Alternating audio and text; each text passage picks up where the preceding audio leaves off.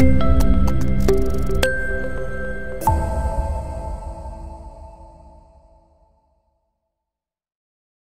ahead, so we have our next session, that is the leadership talk by our chief guest Sri Govind Singh Dotasa, Honorable Minister of School Education, Government of Rajasthan, in conversation with Mr. Kartik Sharma, Associate Editor, Elias Technomedia Private Limited. So I will hand over this session to Mr. Kartik Sharma. So looking forward for the wonderful deliberations from the Sri Govind Singh. Welcome to the 19th World Education Summit School Education. Over to you, Kartik sir.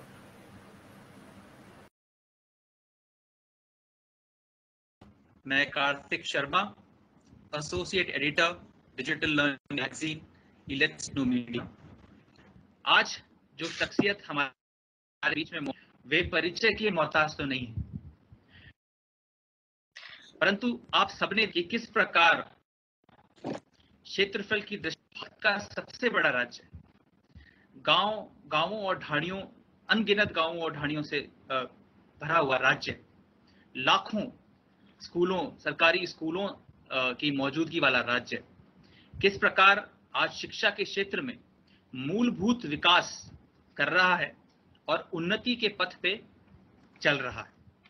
और जो व्यक्ति इस जिम्मेदारी को संभाले हुए है पिछले लगभग 2.5 वर्षों से, आज वही व्यक्ति एजुकेशन इनोवेशन समिट के मुख्य अतिथि के रूप में हमारे बीच में मौजूद हैं।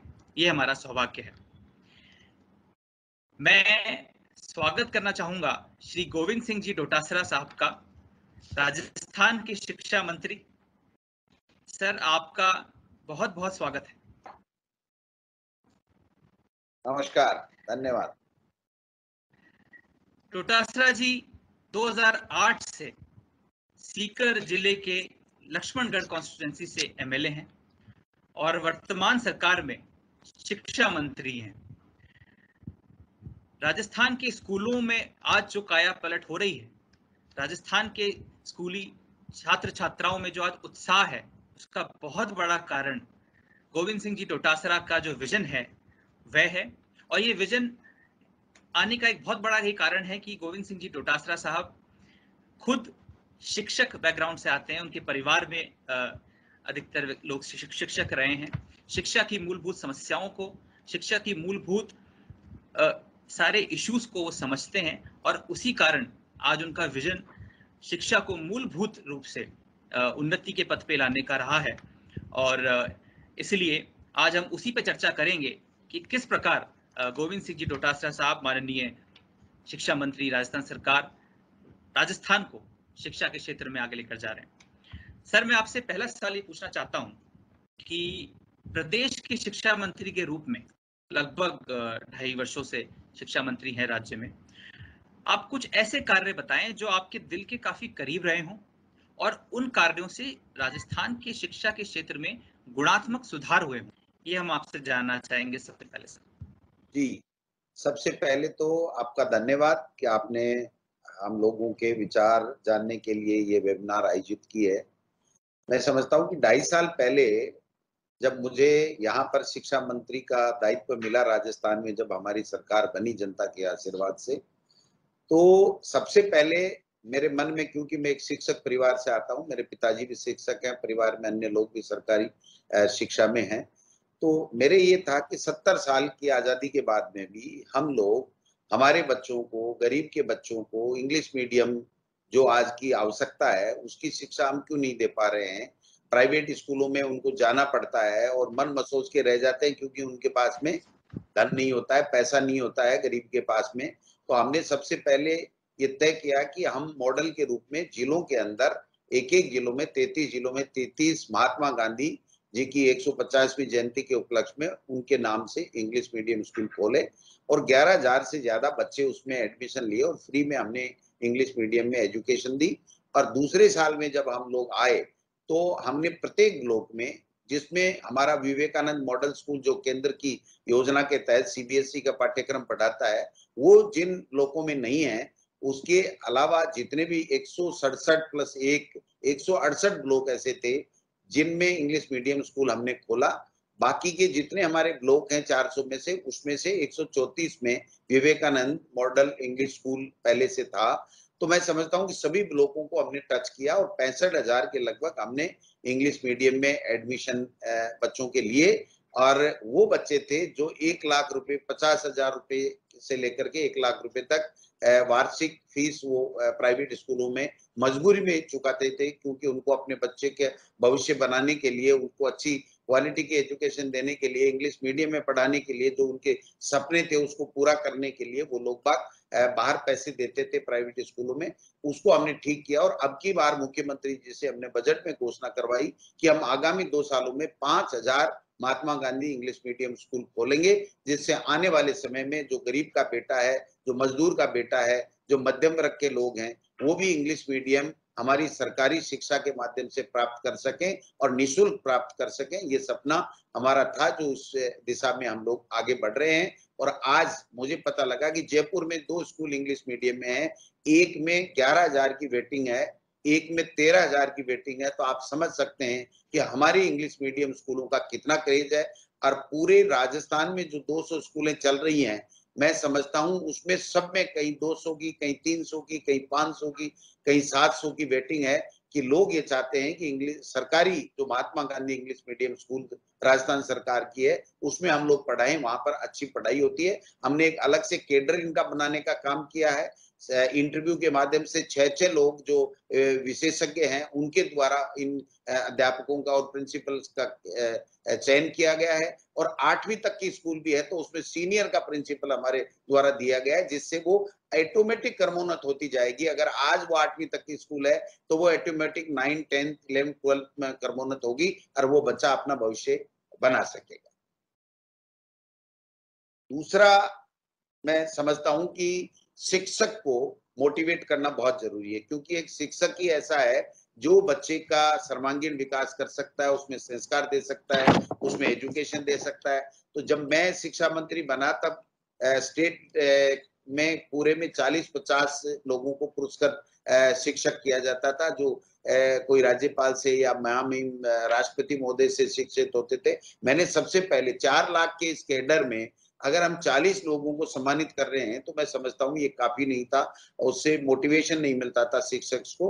तो हमने उन शिक्षक के लिए 1100 लोगों को हमने जो है वो पारितोषिक देने का और उनको पुरस्कृत करने का काम किया। और पहली बार ऑनलाइन हमने एक ऐप बना करके ऑनलाइन उनकी एप्लीकेशन ली और ऑनलाइन मार्किंग करके उनका सिलेक्शन किया, जिससे भाई भतीजावाद भी नहीं हो और किसी तरीके का मेरा तेरा भी नहीं हो। और उसमें 1100 को ब्लॉक लेवल पे हम 3 को करेंगे, फिर जिला लेवल के ऊपर हम 3 को करेंगे, फिर स्टेट लेवल के ऊपर करेंगे। और उनको 11,000, 21,000, 51,000 रुपए का जो हमने पारितोषिक भी रखा, नगद भी रखा और बाकी प्रशंति पत्र वगैरह भी रखा। तो टीचर्स में एक अपने आप मोटिवेशन हुआ। और इनको जो प्रशिक्षण दिया जाता था टीचर्स को, वो एक जिले से दूसरे में देते थे, नाइट में वहां रहना पड़ता था, लेडी टीचर के लिए बड़ी समस्याएं होती थी और होती थी। तो हमने ऑनलाइन व्यवस्थाएं की और ऑनलाइन व्यवस्थाओं के माध्यम से हमने उनको घर बैठे स्कूल में ही ऑनलाइन उनको प्रशिक्षित करने का काम किया, जिससे वो नवाचारों के बारे में जान सकें, आज की आधुनिक शिक्षा के बारे में जान सकें और ये जान करके वो बच्चों में वो सारी एजुकेशन दे सकें जिसकी आज हमें आवश्यकता है। तीसरा, हमने जो कर्मचारियों के लिए ये भी किया कि कर्मचारी हित निधि थी, उसमें जो सरकारी स्कूल का जो टीचर होगा वो अगर अपने बच्चे को वहां पढ़ाएगा और अगर उसका 60% से ऊपर अगर नंबर आएंगे तो उसको 70,000 रुपए की स्कॉलरशिप भी हम देंगे।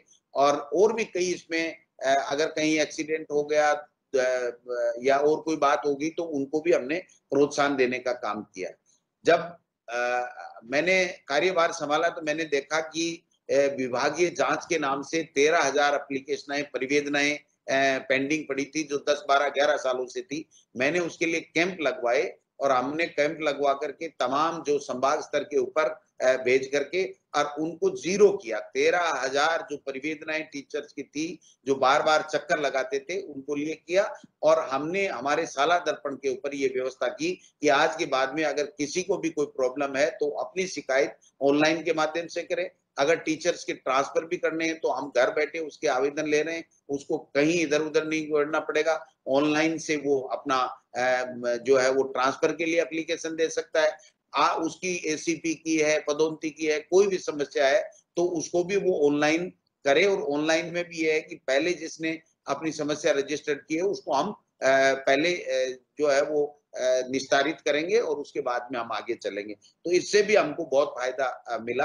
और कोरोना काल में जब सारी पढ़ाई बाधित हो गई, हमने परीक्षाएं हमारी रद्द हो गई, तो हमारे लिए बड़ा संकट का समय था, क्योंकि जो इंफ्रास्ट्रक्चर हमारा है, जो राजस्थान की भौगोलिक स्थिति है, वो इतनी है कि दूर दूर तक गांव-गांव ढाणियों में स्कूलें थी। लेकिन उन स्कूलों के ऊपर न तो हमारे इंटरनेट था न और था, तो हम क्या करते? तो हमने सबसे पहले हमारा स्माइल एक प्रोजेक्ट लॉन्च किया। उसके माध्यम से व्हाट्सएप ग्रुप बनाए अभिभावकों के और बच्चों के, और उसके माध्यम से जो टीचर्स हैं उन्होंने वहां पर शिक्षा देने का काम किया। रेडियो और दूरदर्शन जो हमारी भारत सरकार के उपक्रम है, हमारे उपक्रम है, उसके ऊपर हमने प्रयास किए और केंद्र से पहली बार हिंदुस्तान में अगर कोई स्टेट होगा तो हमारे प्रयास से रेडियो के ऊपर और जो दूरदर्शन है उसके ऊपर, डीडी न्यूज के ऊपर, उनके ऊपर भी कंटेंट हमने उपलब्ध कराए और उनको बच्चों को पढ़ाने का काम किया। एक ई कक्षा के नाम से यूट्यूब चैनल हमने लॉन्च किया और उसके माध्यम से हमारे सरकारी जो शिक्षक हैं उन्होंने स्टूडियो में अपने अपने लेसन, अपने अपने जो विषय है उसको तैयार किया, और उसको तैयार करके हमने और बच्चों को यूट्यूब के माध्यम से टू वे सिस्टम के माध्यम से वो सवाल भी कर सकता है और टीचर बता भी रहा है, ये काम भी किया। घर घर बच्चों को वर्क बुक बांटी और टीचर जाके वर्क बुक देके आता है, 3 दिन बाद में उसको लेके आते। आओ घर से सीखे कार्यक्रम चलाया, जिसके माध्यम से जो छोटे बच्चे थे उन्होंने वर्क बुक से जो काम दिया उसको जैसे स्कूल में हम काम देते हैं दूसरे दिन कराते हैं, वैसे हमने घर घर टीचर्स को भेज करके वर्क बुक के माध्यम से काम किया। हमने विद्यालयों की सुध ली और आओ चले विद्यालय की ओर संभाग स्तरीय कार्यक्रम मैंने शुरू किए, और 1-1 हजार जो पीओज थे, जो प्रिंसिपल थे, जो स्कूलों के 5-5, 4-4 स्कूल का संकुल उनके अधीन होता है, उनको हमने बुला करके कोटा में और बीकानेर में हमने सीधे संवाद किया उनसे, और संवाद करके उनकी समस्याओं को पूछा। एजुकेशन में क्या समस्याएं आ रही हैं, आपके क्या समस्याएं हैं, उनको हमने पूछा और उसका समस्याओं का हमने समाधान किया। तो इस प्रकार से जो बच्चों की कोरोना काल में पढ़ाई बाधित हो रही थी उसको भी हमने बाधित नहीं हो, उनका सेशन 1 साल बर्बाद नहीं हो, जीरो सेशन नहीं हो, इन सब के लिए भी हमने कम करने का काम किया। और हमारा जो शाला दर्पण है, जो हमारा पोर्टल है, वो हिंदुस्तान में बहुत अच्छा पोर्टल है, सबसे अच्छा माना जाता है। उसके ऊपर हमने प्रतिदिन टीचर की हाजिरी हो, जिससे पता लग सके हम सबको यहाँ बैठे एक क्लिक में कि हमारे आज टीचर कितने एब्सेंट हैं, कौन से विषय का कहाँ टीचर नहीं है, कहाँ आया है, नहीं आया है, मिड डे मील की क्या व्यवस्था है, वो सारी चीजें हमने ऑनलाइन की। और एक जो शानदार काम हमने किया, भारत सरकार को पीएबी में हमने पिछले से 2018-19 में भेजा कि हम जब प्राइवेट स्कूल के अंदर जब एनुअल फंक्शन होता है तो हमारी सरकारी स्कूलों में एनुअल फंक्शन क्यों नहीं होना चाहिए। और हमने वार्षिक उत्सव के लिए प्रपोजल भेजा, हमारा प्रपोजल स्वीकार हुआ। हमने 10-10 हजार रुपए हमारे माध्यमिक और सीनियर माध्यमिक को दिए, और देने के बाद में अब जब एनुअल फंक्शन किया जनप्रतिनिधि के, तो आपको विश्वास नहीं होगा 100 करोड़ रुपए का सारा दर्पण पे डाटा एंट्री हुई है, जिसमें भामा साहनी स्कूल में एनुअल फंक्शन के दौरान किसी ने कुर्सी दी, किसी ने कमरा दिया, किसी ने कुछ दिया, किसी ने कुछ दिया, और एक उत्साह बच्चों में, सरकारी स्कूल के बच्चों में एक जागा कि हाँ ये अच्छी बात है कि हम भी एनुअल फंक्शन करें। सर, आपने जिस प्रकार से बुनियादी चीजों पे काम किया है, जैसे कि आज वैश्वीकरण के दौर में जब हमारा छात्र पूरी दुनिया में अपने आप को साबित करने की कोशिश करता है, उस वक्त जब उसको भाषा की कोई समस्या ना हो, उसके लिए इंग्लिश मीडियम स्कूल आपने चालू किए, और गांव-गांव, ढाणी-ढाणी का बच्चा भी आज इंग्लिश मीडियम स्कूल में पढ़ सकता है सरकारी सुविधाओं के साथ में। और आईटी का भी आपने बताया कि बहुत ही जबरदस्त उपयोग किया है, पारदर्शिता लाने के अंदर भी और ढांचागत सुधारों के लिए भी। खासतौर पे जो करीब 1.5 साल से ज्यादा आपने कोविड के दौर में एजुकेशन को चलाया राजस्थान की, आईटी का उसमें अच्छा उपयोग किया। मैं आपसे जानना चाहूंगा, क्या सोचते हैं आपकी, किस प्रकार ये जो आपने पारदर्शिता लाने के लिए और शिक्षा में पढ़ाई ना रुके, जो आपने आईटी का उपयोग किया है, उसके बारे में आप क्या विचार रखते हैं? देखिए, इससे बहुत फर्क पड़ा और क्वालिटी एजुकेशन के लिए प्री बोर्ड भी हमने कराए और क्वालिटी एजुकेशन में देश में दूसरे नंबर है। जो हमारा नेशनल अचीवमेंट, उसमें जो पीजी इंडिकेटर है, उसमें हम +1 की श्रेणी में आ गए हैं। तो दिल्ली में +1 की श्रेणी में है, हम भी हैं। और जो हमारी जो क्वालिटी एजुकेशन की ग्रोथ हुई है, वो 30% 2018 19 की बजाय 19-20 में बढ़ी है। सर, मैं आपसे ये भी जानना चाहूँगा कि शिक्षा के प्रति बच्चों का उत्साह और जागरूकता बनाए रखने के लिए आपने क्या प्रयास किए? मतलब गाँव-गाँव, ढाणी-ढाणी से बच्चे स्कूल आएँ और आज की तारीख में जब बच्चे कोरोना के माहौल में घरों पर हैं, लेकिन उनका शिक्षा में उत्साह बना रहा है, उसके लिए आपने क्या प्रयास किए? कि हमने काफ़ी ऐसे कार्यक्रम चालू किए हैं। एक तो आओ घर से सीखें, वर्क बुक देकर के हम लोग बच्चों को पाठ्य पुस्तकें और वर्क बुक घर पे देते हैं। टीचर हमारे जाते हैं और उनसे वर्क बुक वापस 3 दिन बाद में लेके आते हैं, उसकी मार्किंग करते हैं। एक हमने स्माइल प्रोजेक्ट, जिसके माध्यम से हमने जो व्हाट्सएप ग्रुप बना करके उनको जो भी प्रश्न, जवाब, सवाल जो भी करने हैं, वो हम एजुकेशन उनको दें। एक हवा महल, जो छोटे बच्चे हैं, उनको बिज़ी रखने के लिए, उनको सिखाने के लिए हवा महल हमारी RSERT के द्वारा तैयार किया गया, तो हवा महल को किया गया। रेडियो, दूरदर्शन का उपयोग हमारे द्वारा किया गया। एक हमारे जो बच्चे हैं, उनको Rajiv Gandhi career guidance portal हमने लॉन्च किया था 2019 में हमने आते ही, जिसके माध्यम से 14 देशों के अंदर कहाँ बच्चों को कौन-सी एजुकेशन, कौन-सी यूनिवर्सिटी में कौन-सा सब्जेक्ट ठीक मिलता है, कहाँ पर क्या अच्छी पढ़ाई होती है, उनको हर प्रत्येक बच्चे को हमने उसका लिंक उपलब्ध कराया और वो पोर्टल के माध्यम से ये जान सकता है कि मुझे आर्ट्स लेनी है, कॉमर्स लेनी है, साइंस लेनी है, या मुझे सीनियर करने के बाद भी इस यूनिवर्सिटी में एडमिशन लेना है, मेरी क्या रुचि है, कौन से देश में कौन सा कोर्स अच्छे तरीके से पढ़ाया जा रहा है, कहाँ की एजुकेशन अच्छी है। तो ये काम पहली बार हिंदुस्तान में हमने किया और ₹1 उन बच्चों का चार्ज नहीं ले रहे हैं हम लोग। तो ये चीजें की हैं। और दिव्यांग जो बच्चे हैं, उनके लिए भी प्रोत्साहन के लिए हमने कई कार्यक्रम चलाए हैं। उनके लिए भी हमने मिशन समर्थ जो कार्यक्रम है, उसकी एक योजना बनाई है। अभी बच्चों के लिए हमारी सरकार ने ये तय किया है कि जो पढ़ने वाले बच्चे हैं, उनको जो कोविड के कारण से मान लीजिए अनाथ हो गए, तो उनको हम फ्री शिक्षा देंगे, ₹1,00,000 उनके परिवार को देंगे, ₹2,500 पाठ्य पुस्तकों के देंगे, ₹1,000 उसकी और खर्ची के देंगे। ₹5,00,000 18 साल का हो जाएगा तो उसके खाते में डालेंगे। अगर माँ या पिता में से एक चला गया, मान लीजिए पिता चला गया, तो उसको विधवा पेंशन हम लोग ₹1,500 देंगे। उस बच्चे को ₹1,000 और ₹2,500 देंगे। तो मैं और जो हमारी RT के तहत हम 25% जो प्राइवेट स्कूलों में बच्चे देते हैं, उसमें उसको प्राथमिकता देंगे। हमारी विवेकानंद मॉडल स्कूलें हैं, उसमें हम प्राथमिकता देंगे। इंग्लिश मीडियम में हम लोग उसको प्राथमिकता देंगे। उसको फ्री में हम लोग, अब की बार मुख्यमंत्री जी ने बजट में घोषणा की है कि बच्चों को 8वीं तक के बच्चों को हम फ्री ड्रेस दे रहे हैं। तो जूते, ड्रेस वगैरह हम लोग फ्री देंगे। उसमें कानून में संशोधन करना पड़ता है। PABM में हम लेके आए गए, हमको अनुमोदन मिल गया, हमने संशोधन कर दिया। इस साल से हम ड्रेस भी बच्चों को फ्री देने जा रहे हैं। मिड डे मील हमने छुट्टियों में भी मिड डे मील दिया है। जो समर वेकेशन था, कोरोना काल का, प्रतिदिन का हमने जो है वो mid day meal combo pack के माध्यम से हमने बच्चों को मिड डे मील दिया और अच्छे भोजन हमने दिए हैं। एक हमने अब की बार किया है कि हमने जो हर सैटरडे है वो नो बैग डे होगा।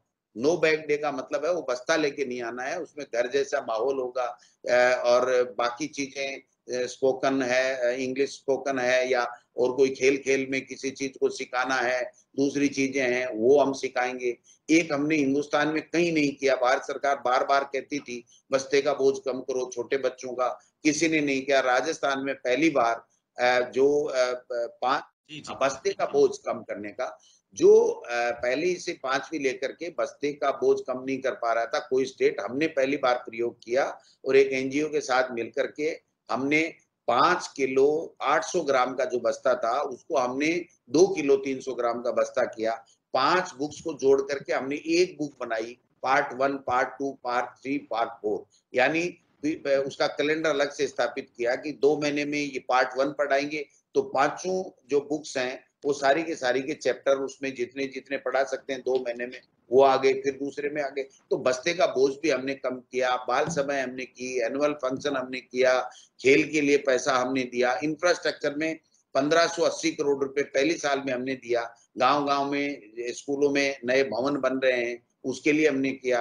कंप्यूटर शिक्षक का कैडर हमने बनाया, कंप्यूटर शिक्षक हम लेंगे आज की आवश्यकता को देखते हुए, तो उनके लिए भी हमने किया है। बैक टू स्कूल कार्यक्रम हमने चलाया है, जिसके माध्यम से हम शिक्षण सामग्री जो है वो घर पे उपलब्ध कराएंगे और वहां पर जो टीचर है वो खुद जाकर के उसको संभालेंगे कि कैसे तुम्हारी एजुकेशन तो कहीं प्रभावित नहीं हो रही है। तो हमने दुनिया भर के जो है वो हमारे रूल्स 97 में बने थे, उसमें काफी विसंगतियां थी। उस रूल्स की फाइल भी हमारी कैबिनेट में अब रखी जानी है, उसको हमने ठीक करने का काम किया है। 65-70 के लगभग हमने टीचर्स की भर्ती कर दी है। सेकंड ग्रेड के टीचर हम 9,000 लेकर के आए।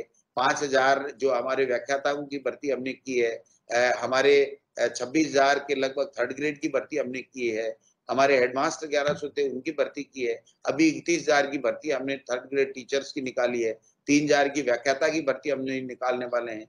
हमने 19,000 और शिक्षा विभाग में भर्तियों के लिए हमने जो है वो बजट में घोषणा कर रखी है। इसके लिए एक अलग से कैडर बना रहे हैं, इंग्लिश मीडियम का अलग से हम कैडर बना रहे हैं, इंग्लिश मीडियम स्कूलों का। तो मैं समझता हूँ कि काफी ऐसे काम जो हमने किए। 1200 1250 के लगभग पहली साल में विद्यालयों को क्रमबद्ध करने का पहली बार हिंदुस्तान में किसी स्टेट में हुआ होगा तो वो राजस्थान और हमारी सरकार में होगा। जो पाठ्यक्रम था हमारा, वो जब बीजेपी का शासन था तो वहां पर आरएसएस की विचारधाराओं को थोपने का काम हो रहा था। तरह तरह से हिंदू और मुस्लिम में बांट करके और शिक्षा दी जा रही थी बच्चों के लिए, जो एक तरीके से जहर था आने वाले समय के लिए उन बच्चों में परोसा जा रहा था। हमने एनसीईआरटी पाठ्यक्रम लागू किया कि हमारा बच्चा कहीं भी देश में जाए उसको एक समान पाठ्यक्रम मिलना चाहिए, और एनसीईआरटी पाठ्यक्रम के माध्यम से कोई भी कॉम्पिटिटिव एग्जाम होगा तो उसमें वही प्रश्न पूछे जाएंगे, तो वो बच्चा हमारा मजबूत होगा और आगे उसको एजुकेशन मिलेगी और अच्छी नौकरियां मिलेगी। तो मैं समझता हूँ हमने पूरे तरीके से सब चीजों को, चाहे ऑनलाइन एजुकेशन हो, चाहे कंप्यूटर शिक्षा हो, क्वालिटी एजुकेशन हो, प्री बोर्ड हो, चाहे इंफ्रास्ट्रक्चर हो, चाहे हमें प्रशिक्षण की बात हो, चाहे एनजीओ के साथ मिलकर के अन्य नवाचार करने की बात हो, नो बैक डे की बात हो, हमारे जो बिना उसके नो बैक डे की बात हो, बस्ते का बोझ कम करने की बात हो, ये तमाम चीजें हमने हमारी सरकारी शिक्षा में की है, और उसी का परिणाम है कि आज हिंदुस्तान में हम 2 नंबर पे हैं और आने वाले समय में हम 1 नंबर पे क्वालिटी एजुकेशन में होंगे। बिल्कुल सर, मुझे लगता है आपके नेतृत्व में ये जो प्रदेश है और इसके छात्र छात्राएं जो हैं वो वाकई में क्वालिटी एजुकेशन का ग्रहण करेंगी। अंत में बस आपसे पूछना चाहूंगा कि जो लाखों छात्र छात्राएं प्रदेश के हैं जो आपके नेतृत्व में आज क्वालिटी एजुकेशन ले रहे हैं, उनके लिए, और आज इस कोविड काल में घर से बैठ के भी पढ़ रहे हैं और सारी व्यवस्थाएं हो रही, आपका क्या संदेश है राजस्थान के छात्र छात्राओं के लिए? राजस्थान के शिक्षा मंत्री का क्या संदेश? मैं मेरे प्यारे बच्चों को एक ही बात कहना चाहूंगा कि संकट का दौर है, हम सब वैश्विक महामारी के इस दौर से गुजर रहे हैं। हमें स्वस्थ भी रहना है और शिक्षित भी बनना है। हमें हमारे भविष्य को भी संवारना है और स्वस्थ रहते हुए संवारना है। इसलिए जो सरकार की गाइडलाइन होती है कोरोना के अंतर जो प्रोटोकॉल है उसका आप पालन कीजिए, घर में पढ़िए। जो भी सरकार की तरफ से शिक्षा दी जा रही है उसमें जो जो मेथड के माध्यम से आपको एजुकेटेड किया जा रहा है उसको आप लोग ग्रहण कीजिए, एजुकेट होइए। प्राइवेट स्कूलों में पढ़ रहे हैं तो वहाँ जहाँ ऑनलाइन की व्यवस्था है वहाँ ऑनलाइन एजुकेशन लीजिए। हमारे माध्यमिक शिक्षा बोर्ड पे और हमारे जो एजुकेशन की साइट है उसके ऊपर सारी पुस्तकें पड़ी हैं, आप लोग उसको देखिए। लाइब्रेरी के माध्यम से हम लोग काफी पुस्तकें आपको उपलब्ध करा रहे हैं, उसका भी आप अध्ययन कीजिए। वो भी हमारे लिए महापुरुषों की जीवनी पढ़ना और ये चीजें पढ़ना हमारे लिए जरूरी है, तो उसका भी आप अध्ययन कीजिए। और जो वास्तव में आपको स्वस्थ रहते हुए, सुरक्षित रहते हुए जो एजुकेशन आप लोग इस कोरोना काल में घर बैठे ले सकते हैं, उसके लिए सरकार जितने कर सकती है वो पूरे प्रयास करेगी। आपको घबराने की कोई आवश्यकता नहीं है, आपका स्वास्थ्य भी ठीक रखेंगे और आपके भविष्य का भी ध्यान रखेंगे, आपका साल भी बर्बाद नहीं होने देंगे, इस प्रकार का पूरा प्रयास करेंगे। तो मैं समझता हूं, लेकिन अभिभावकों को और बच्चों को इसको समझना पड़ेगा कि ये बहुत ही विकट समय हमारे लिए है, एक कठिन दौर से पूरा विश्व गुजर रहा है, उसमें अपने आप को बचाते हुए, अपने आप को सुरक्षित रखते हुए हम लोग हमारी एजुकेशन को जारी रखें। धन्यवाद माननीय मंत्री जी। यहाँ हम इस साक्षात्कार का समापन करेंगे और हम उम्मीद करते हैं कि आपके नेतृत्व में राजस्थान भारत में नहीं बल्कि पूरी विश्व में शिक्षा के क्षेत्र में नए आयाम छुएगा, ये हमें उम्मीद है आपसे बात करके। और हम जो जनता हमारे साथ जुड़ी हुई है, हम उनको बताना चाहेंगे कि राजस्थान में अपार संभावनाएं हैं। यहाँ के शिक्षा मंत्री समाज के हर वर्ग के साथ जुड़कर शिक्षा के क्षेत्र में राजस्थान को आगे लेना चाहते हैं और सभी अपना योगदान राजस्थान की शिक्षा के क्षेत्र में कर सकते हैं। और यहाँ मैं माननीय मंत्री जी आपका धन्यवाद करता हूँ। Thank you Rahul ji, Kartik ji, thank you, धन्यवाद। Thank you very much. Thank you, Sri Govind Singh Dotsa ji. Thank you for being at World Education Summit. So I like to request Aman to please hand over the speaker certificate to our chief guest, Sri Govind Singh Dotsa, Honorable Minister of School Education, Government of Rajasthan. बहुत बहुत धन्यवाद Govind sir, आपका हमारे मंच पर पधारे, plus आपने अपना कीमती समय हमें दिया. So by this we will wrap up this session and we will meet you in the next session by 3:45. Thank you very much.